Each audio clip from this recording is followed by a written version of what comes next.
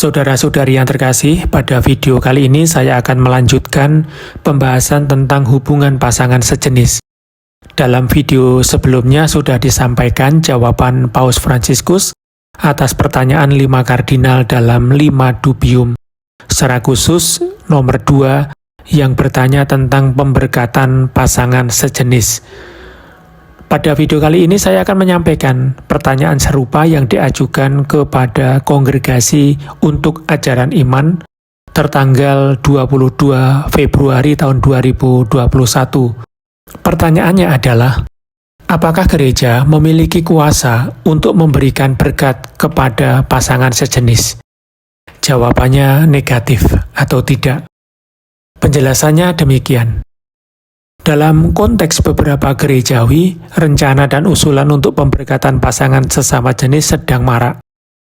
Usulan-usulan seperti ini tidak jarang dimotivasi oleh keinginan yang tulus untuk menyambut dan mendampingi kaum homoseksual, yang kepadanya diusulkan aneka jalan pertumbuhan iman, sehingga mereka yang menunjukkan orientasi seksual dapat menerima bantuan yang mereka perlukan untuk memahami dan sepenuhnya melaksanakan kehendak Tuhan dalam hidup mereka.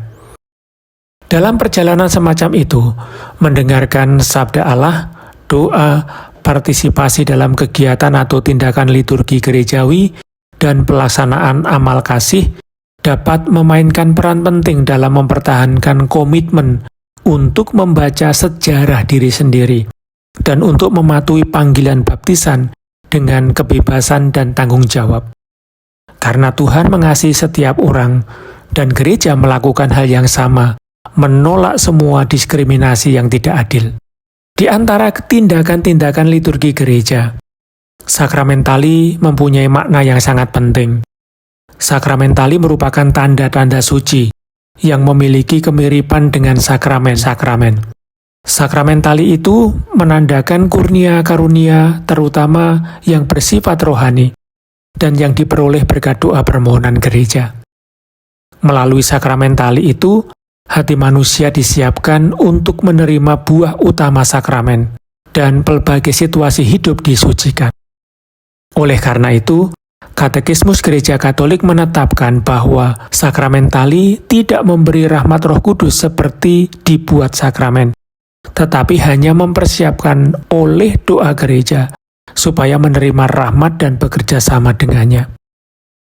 Pemberkatan termasuk dalam kategori sakramentali, di mana gereja memanggil kita untuk memuji Allah, mendorong kita untuk mohon perlindungannya, dan menasihati kita untuk mencari belas kasihannya melalui kekudusan hidup kita. Selain itu, berkat-berkat tersebut telah ditetapkan sebagai yang memiliki kemiripan dengan sakramen-sakramen. Berkat-berkat tersebut terutama yang bersifat rohani yang diperoleh berkat doa permohonan gereja. Oleh karena itu, agar sesuai dengan hakikat sakramentali, ketika pemberkatan dimohonkan pada hubungan antar manusia tertentu, selain niat yang benar dari mereka yang berpartisipasi, perlu juga bahwa apa yang diberkati harus secara objektif dan positif diarahkan untuk menerima dan mengungkapkan rahmat, sesuai dengan rancangan Allah yang melekat dalam ciptaan, dan diungkapkan sepenuhnya oleh Kristus Tuhan. Oleh karena itu, hanya realitas-realitas yang dengan sendirinya diarahkan untuk mencapai tujuan-tujuan tersebut yang sesuai dengan hakikat berkat yang diberikan oleh gereja.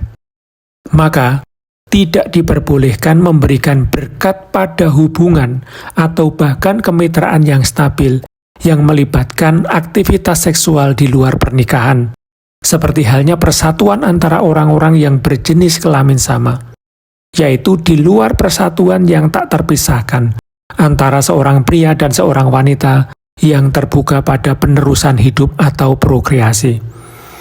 Adanya unsur-unsur positif dalam hubungan sesama jenis yang pada dirinya sendiri harus dihargai dan diapresiasi tidak dapat membenarkan hubungan ini dan menjadikannya sebagai objek sah berkat gerejawi. Karena unsur-unsur positif itu ada dalam konteks kesatuan yang tidak diatur dalam rencana Sang Pencipta. Lebih jauh lagi, karena pemberkatan terhadap seseorang berhubungan dengan sakramen-sakramen, maka pemberkatan perkawinan homoseksual tidak dapat dianggap sah. Karena hal ini merupakan tiruan atau analogi tertentu dari pemberkatan perkawinan yang dimohonkan kepada pria dan wanita yang dipersatukan dalam sakramen perkawinan. Nyatanya, sama sekali tidak ada dasar untuk menganggap perkawinan homoseksual sama dengan cara apapun, atau bahkan serupa dengan rencana Tuhan bagi pernikahan dan keluarga.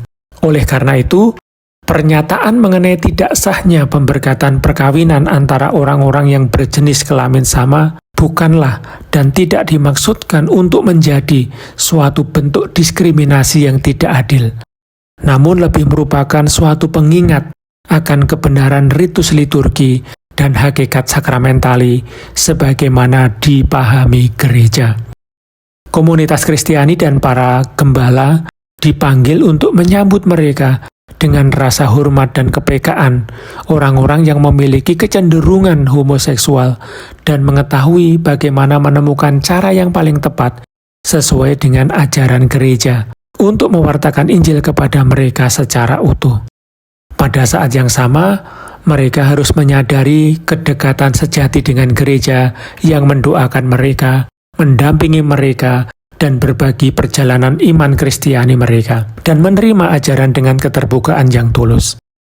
Jawaban atas pertanyaan atau dubium ini tidak menghalangi berkat yang diberikan kepada individu dengan kecenderungan homoseksual, yang mewujudkan keinginan untuk hidup dalam kesetiaan terhadap rencana Allah, sebagaimana diwahyukan dan disampaikan oleh ajaran gereja, melainkan untuk menyatakan tidak sahlah segala bentuk pemberkatan yang cenderung mengakui persatuan mereka. Dalam kasus ini, kenyataannya berkat itu tidak berniat untuk mempercayakan orang-orang tersebut kepada perlindungan dan pertolongan Allah dalam pengertian yang disebutkan di atas, tetapi untuk menyetujui dan meneguhkan suatu pilihan dan cara hidup yang tidak dapat diakui dan tidak dapat diterima secara objektif diarahkan pada pewahyuan rencana Allah.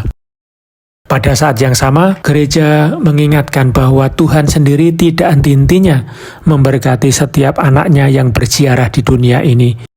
Karena baginya, kita lebih penting di hadapan Tuhan daripada segala dosa yang dapat kita lakukan. Namun Dia tidak dapat memberkati dosa. Dia memberkati manusia yang berdosa. Sehingga manusia dapat menyadari bahwa Dia adalah bagian dari rencana kasih-Nya dan membiarkan dirinya diubah olehnya. Dia sebenarnya yang mengambil kita apa adanya, tetapi tidak pernah meninggalkan kita apa adanya. Karena alasan-alasan yang disebutkan di atas, gereja tidak mempunyai dan tidak dapat mempunyai kuasa untuk memberkati persatuan orang-orang yang berjenis kelamin sama dalam pengertian yang dimaksudkan di atas. Itulah jawaban atas pertanyaan atau dubium mengenai kuasa gereja untuk memberikan berkat bagi penyatuan pasangan sejenis. Semoga jawaban dari Kongregasi untuk Ajaran Iman ini memberikan pemahaman yang jelas berkenaan dengan sikap gereja terhadap pasangan sejenis. Terima kasih.